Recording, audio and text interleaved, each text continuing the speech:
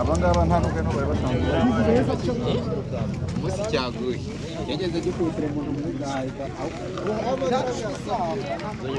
aka kazu ni kagize ubona ko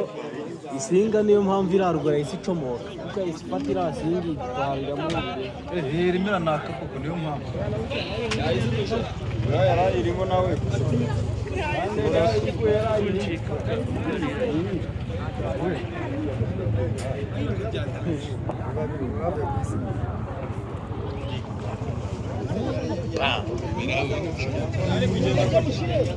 ariko nkamenya cyari kumwe